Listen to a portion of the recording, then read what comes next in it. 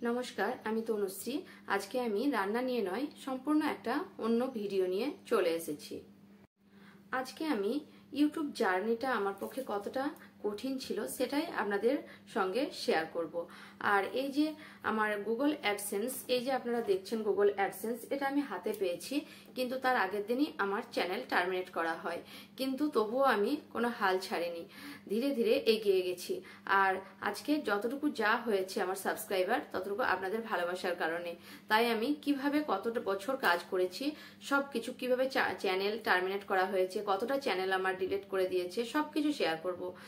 আর চলুন তাহলে শুরু করি।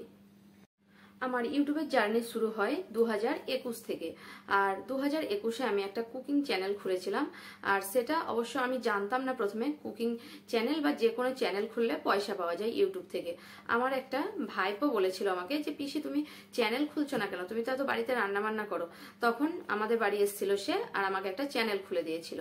কিন্তু তখন থেকেই আমার জার্নিটা শুরু হয়। আর আমার ছেলে তখন 1 বছরের হয়। সেই ছোট বাচ্চাকে কোলে করে নিয়ে তারপর আমি কিচেনে সবকিছু রান্না করতাম। আর সব সময় মানে প্রতিদিন ভিডিও দেওয়ার চেষ্টা করতাম, আপলোড করতাম।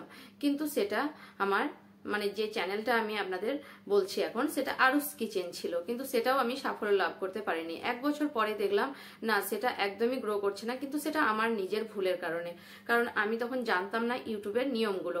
সবকিছু শেয়ার করতাম বা কিছু এরকম করতাম। তারপর 1 বছর পরে আমি আরেকটা অন্য চ্যানেল খুলি, যেটার নাম দিয়েছিলাম শ্রুতির রান্নাঘর। সেটাও সপ্তাহে 1-2 খুলতাম, মানে 1-2 ভিডিও আপলোড করতাম।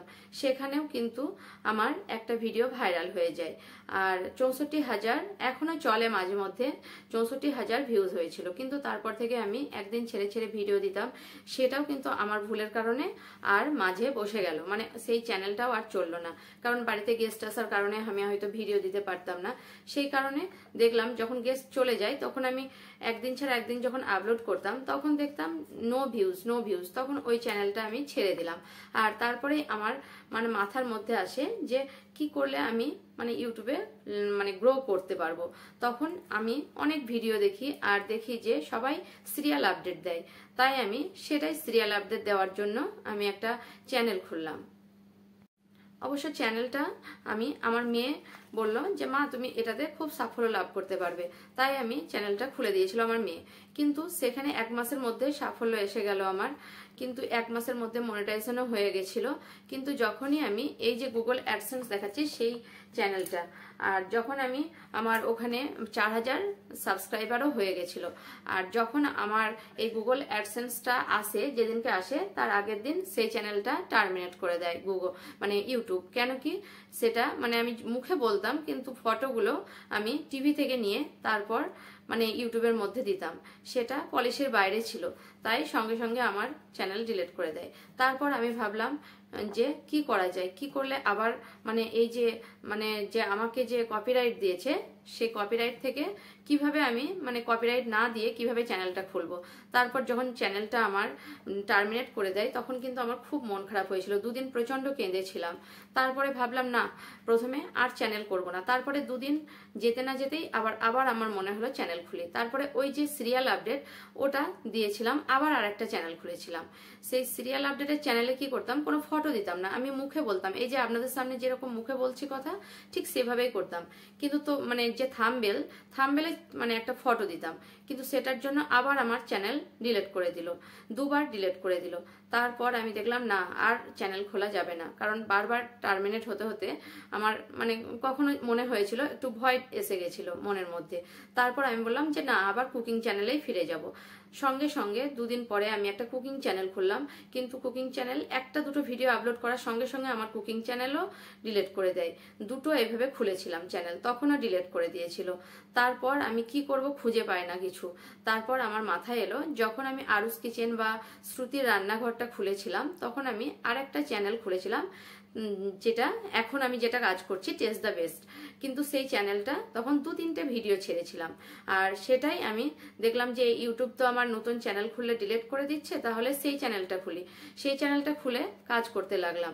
আর আগের যে 2-3টা ভিডিও ছিল সেটা ডিলিট করে দিলাম।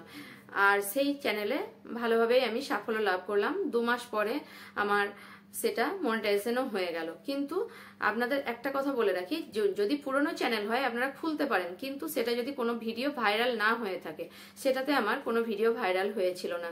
দু একটা বা দু তিনটে ভিডিও ছেড়েছিলাম, তারপর থেকেই আমি 1 মাসের মধ্যে একটা ভিডিও ভাইরাল হলো, আর তারপর 2 মাসের মধ্যে মনিটাইজেশনও হয়ে গেল। আজ যতটুকু যা হয়েছে সবকিছু আপনাদের ভালোবাসার কারণে। এখন যে চ্যানেলে আমি কাজ করছি, cooking channel test the best, আপনারা নিশ্চয়ই, যদি যার কাছে ভিডিওটি যাবে নিশ্চয়ই দেখতে পাবেন। টেস্ট দ্য বেস্টে আমি কাজ করছি, আর আপনাদের ভালোবাসার কারণে আমি এতদূর এগিয়ে এসেছি। আর ভবিষ্যতে যদি আপনারা আরো ভালোবাসা দেন, নিশ্চয়ই আমি এগিয়ে যেতে পারবো।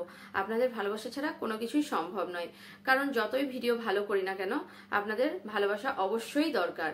আর সেই কারণে আমি অনুরোধ করছি, আমার চ্যানেলে ভিডিওগুলো আপনারা দেখে আমার চ্যানেলকে যদি ভালো লাগে আমার রান্না, তাহলে আমার সাবস্ক্রাইবার করবেন, কিন্তু সাব ফর সাব নয়।